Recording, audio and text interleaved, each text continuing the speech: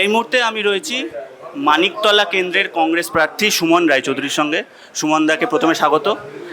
সুমনদা, প্রাথমিক রিয়াকশান একটু জিজ্ঞেস করবো, কেমন লাগছে তুমি এই মুহূর্তে? ভালো লাগছে। আমি দল, প্রদেশ কংগ্রেস সভাপতি, জেলা কংগ্রেস সভাপতি এবং যারা বরিষ্ঠ নেতৃত্ব আছেন প্রদেশ কংগ্রেসের প্রত্যেকের কাছে আমি কৃতজ্ঞ আমাকে এবার চিহ্ন দেওয়ার জন্যে, যাতে দলের হয়ে আমি পথে নামতে পারি।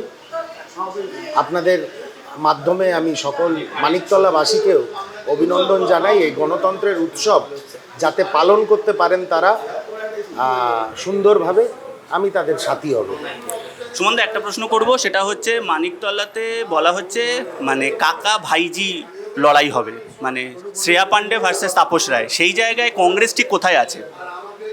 না, আপনি যদি কাকা ভাইজির কথা বলেন তাহলে উনিও আমার কাকা। আমি ছোটবেলার থেকে ওনাকে কাকা বলে ডাকি, ঠিক আছে, যিনি বিজেপির প্রার্থী। বিষয়টা সেটা না, বিষয়টা নীতির লড়াই, আদর্শের লড়াই, গুন্ডামোর বিরুদ্ধে লড়াই, আর বিজেপির অঢেল অর্থের বিরুদ্ধে লড়াই।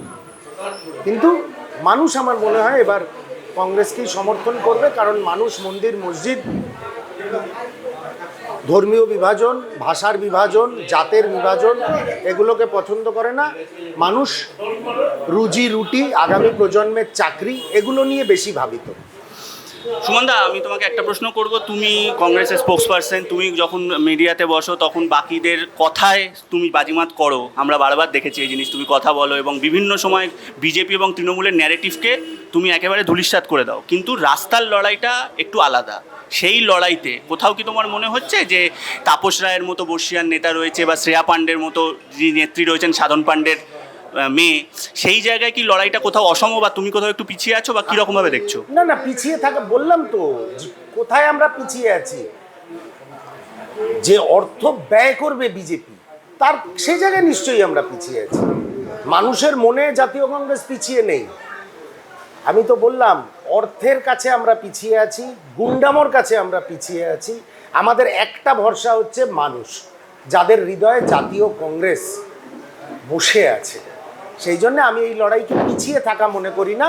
নিশ্চয়ই সমস্যা আছে, সাংগঠনিক সমস্যা আছে, সেগুলো নিয়ে আমরা ভাবনা চিন্তা করছি এবং জেলা কংগ্রেস সভাপতির নেতৃত্বে কিভাবে আগামী দিনে সুন্দরভাবে এই লড়াইটা লড়া যায় সেটা নিয়েও আমরা ভাবনা চিন্তা করছি।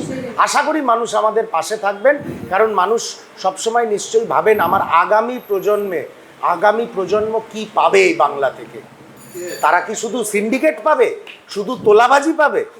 তা নয়, তারা রুজি রুটি, মাথার ছাদ, এগুলো নিয়ে বাংলার মানুষ। একটা শেষ প্রশ্ন করবো সুমনদা, সেটা হচ্ছে যে তুমি যে বিধানসভা থেকে প্রতিদ্বন্দ্বিতা করছো সেটাতে হিন্দু অধ্যুষিত এলাকা, এবং আমরা বারবার এই জিনিস দেখেছি যে এই সম্প্রদায়ের ওপর একটা ভোট বারবার ডিফারেন্সিয়েট করে দেওয়ার চেষ্টা করা হয়, যে হিন্দু প্রধান হলে সেখানে বিজেপি ভোট দেবে বা বিজেপি আশাবাদী হয়ে যায় যে আমরা বিজেপি হিন্দুদের কথা ভাবছি, মুসলমানদের ক্ষেত্রে হলে সেটা তৃণমূল হয়।